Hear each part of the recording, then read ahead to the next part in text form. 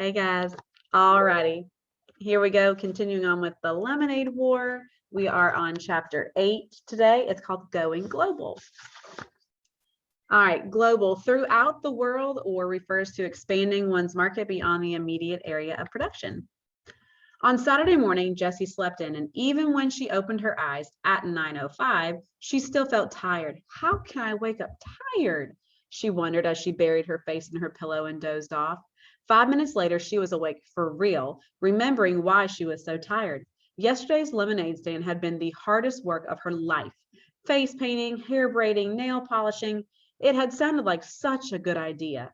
Jessie had been sure that every kid in the neighborhood would line up to buy a cup of lemonade. But that was the problem. Every kid had lined up for lemonade and then wanted face painting and hair braiding and fingernail polishing and toenail polishing.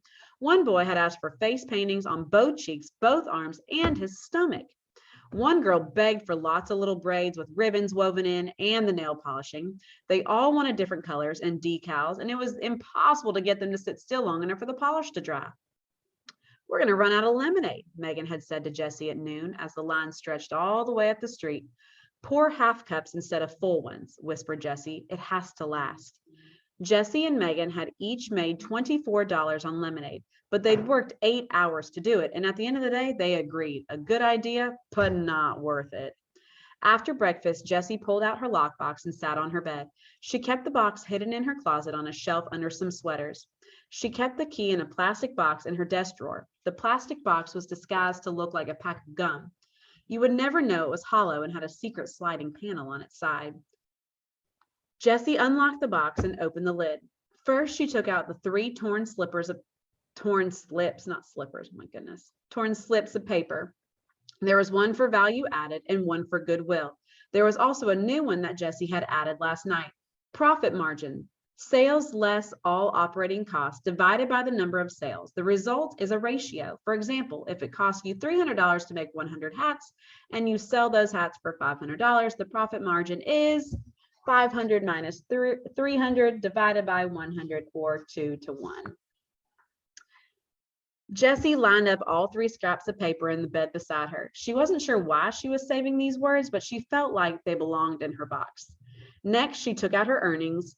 Every day, Megan had squealed over how much money they'd made, but every day Jessie had known it's not enough. It's not going to be enough to win. Jessie counted the money. So far, she had earned $40. It was a lot of money, but it wasn't nearly enough. She still needed to earn $60 more, and today was Saturday, only 2 more selling days before she and Evan counted their earnings on Sunday night. How was she going to sell enough lemonade to earn $60 in 2 days? She couldn't. That was the problem. No kid could earn $100 in just 5 days by selling lemonade. The profit margin was too small.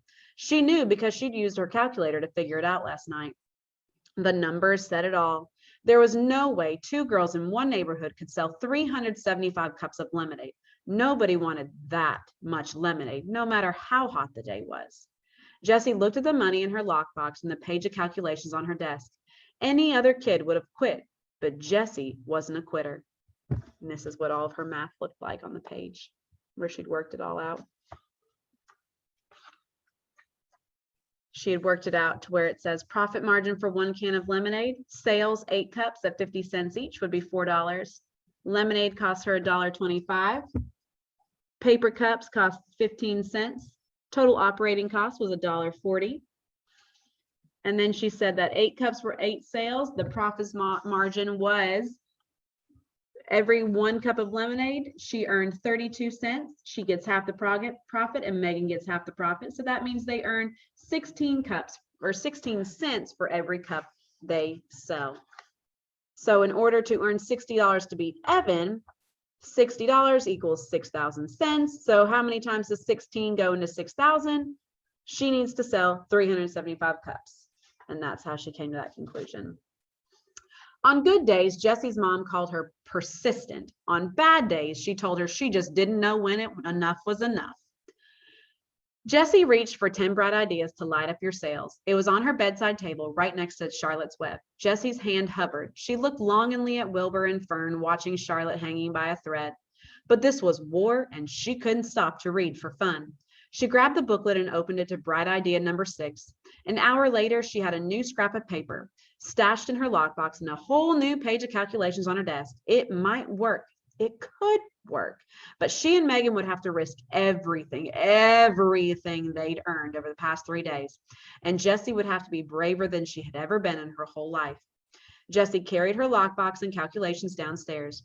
She went into the kitchen and pulled down the school directory, scanning the names of all the 3rd grade girls from last year.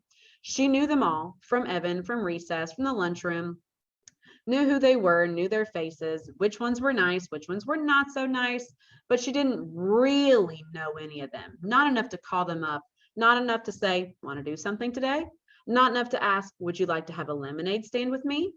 These girls were going to be her classmates. Jessie felt her face grow hot and her upper lip start to sweat. What was it going to feel like to walk into that classroom on the first day of school with all those eyes looking at her? Would they stare? Would they tease? Would they ignore her, even if she said hi? Jessie looked at the names, then slammed the directory shut. She couldn't do it. She just wasn't brave enough. Evan walked into the kitchen and grabbed an apple from the fruit bowl. A cloud of fruit flies rose up in the air and settled again. Evan inspected the apple and then bit into it without washing it first. Jessie wanted to say something, but held her tongue. She looked at him and thought, it is never going to feel normal not talking to Evan. Hey, she said.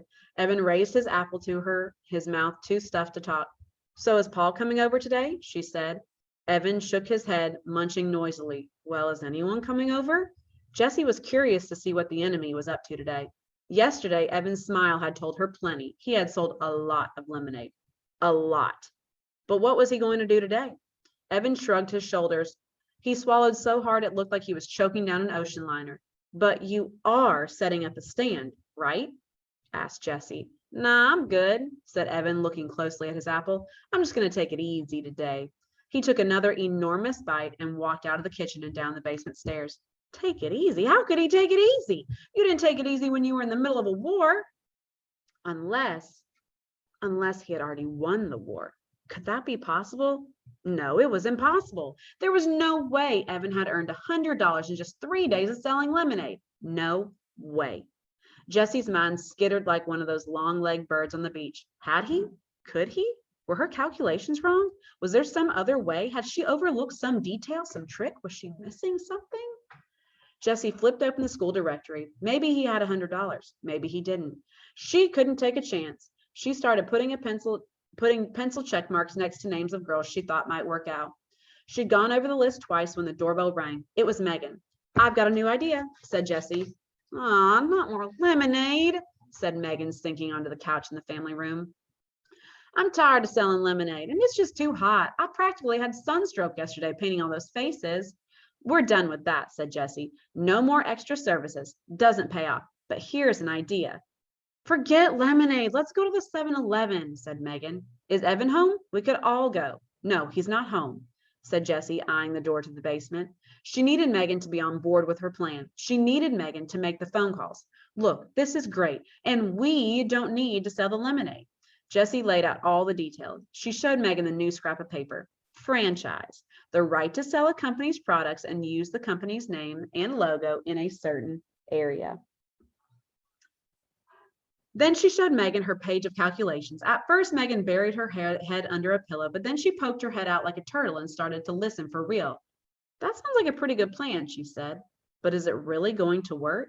Jessie looked at her calculations. She'd done them twice. It should, she said. I really think it should.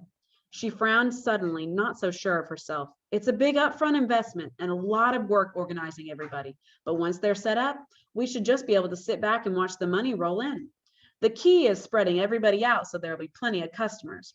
We'll need at least 10 girls, but 15 would be better. That's the whole 4th grade class, said Megan, looking doubtful. How are we going to get them to do this?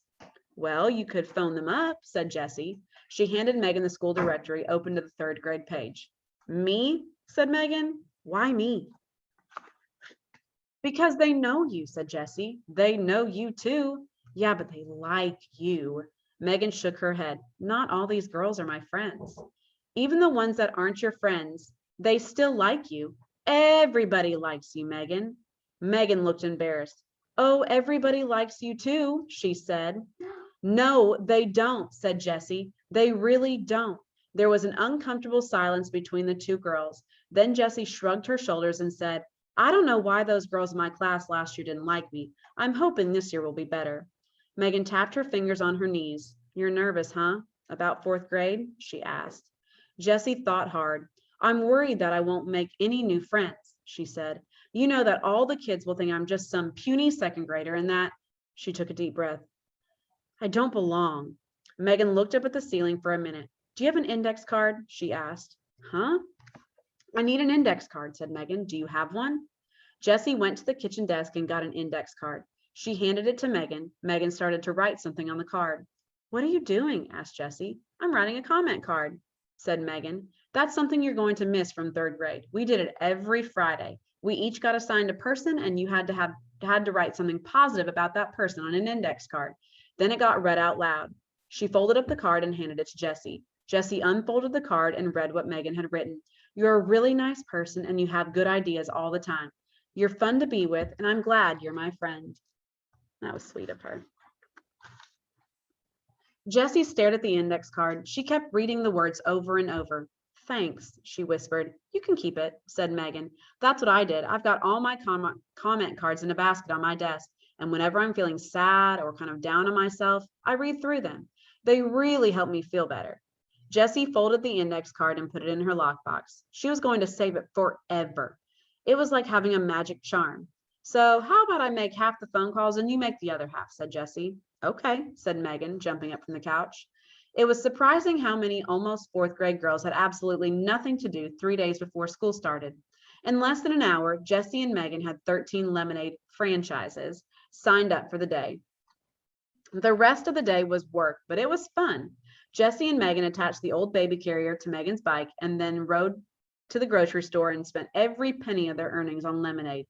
52 cans. They actually bought out the store. The 4 bags of cans filled the carrier like a boxy baby. They also bought 5 packages of paper cups. When they got back to Megan's house, Jessie tucked the receipt in her lockbox, right next to her comment card. Jessie liked receipts. They were precise and complete. A receipt always had the whole story right down to the very last penny. And here's their receipt.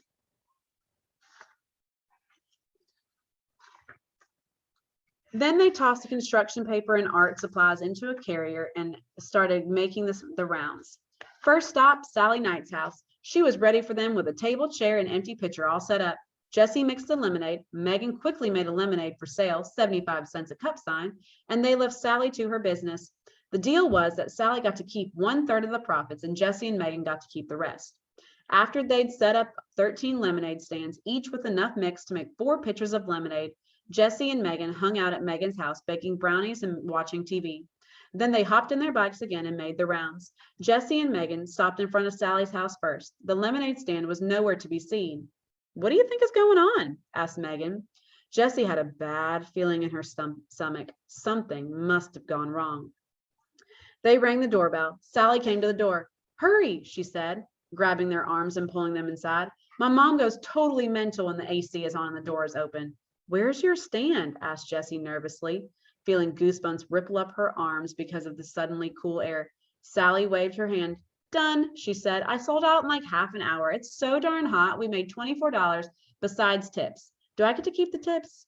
Sure, said Jessie. Tips. She'd forgotten all about those on her calculations page. Sally handed Jessie some crumpled up bills and an avalanche of coins. $8 for Jessie and Megan, each. You want to stay and have some ice cream? Sally asked. Okay, said Megan. And we brought you a thank you brownie, for being part of our team. That had been bright idea number 9. After a bowl of the Moose's Loose ice cream, Jessie and Megan headed out. The story was the same at every girl's house. The lemonade had sold out quickly and the money just kept rolling in. I can't believe we made how much we did make. I can't believe we made, how much did we make? Squealed Megan once they got back to her house. $104 each. Each, shouted Jessie. She couldn't stop hopping from one foot to the other. I've never seen so much money in my life. Jessie was already running numbers in her head, subtracting the $80 that she and Megan had spent on lemonade and cups. Each girl had made a profit of $64. If they increased the number of franchises from 13 to 26, they could each make $128 in one day. If they ran these 6 franchises every day for 1 week, they could each make $896. Jessie pulled out a piece of paper and scribbled a graph. The sky was the limit. Megan pretended to faint when Jessie showed her the graph.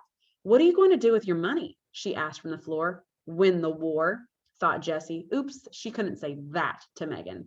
Megan didn't even know about the Lemonade War. After all, Megan liked Evan. Jessie suddenly wondered if Megan knew about the war, whose side would she be on? Here's the graph that Jessie drew. All at once, Jessie felt as if Evan were a hawk circling above, waiting to swoop down and snatch Megan away. Oh, she was so mad at him. He deserved to lose everything. Is $104 enough to win? Wondered Jessie. Surely Evan couldn't have earned more than that. Still, better safe than sorry. She would work all day tomorrow, Sunday, selling lemonade. So, said Megan, what are you going to do with the money? She was kicking off her sneakers and fanning herself with a magazine. Jessie said, I'm going to donate all my money to the Animal Rescue League. Megan stopped waving the magazine. Oh, that is so nice of you. I want to donate my money too. She dropped the magazine and started shoving her money toward Jessie. Here, give mine to the Animal Rescue League too. On the card, just put both of our names. The money came in her so fast, Jessie didn't know what to do. There it was, $208. $208, all in her hands. She had won. She had really and truly won the Lemonade War. Just promise me one thing, said Megan. No lemonade stand tomorrow, okay? Okay, said Jessie. She didn't need a lemonade stand on Sunday if she had $208 today. My dad said tomorrow's the last day before the heat breaks, said Megan. So we're going to the beach for the whole day. Want to come? Sure, said Jessie. Maybe Evan wants to come too, said Megan. Jessie shook her head. No, Evan's busy all day tomorrow. He told me he's got plans. Megan shrugged. Too bad for him. Yep, said Jessie, thinking of all that money. Too bad for him. All right, guys, that is it for chapter 8. So I will see you next time for chapter 9. Have a great day.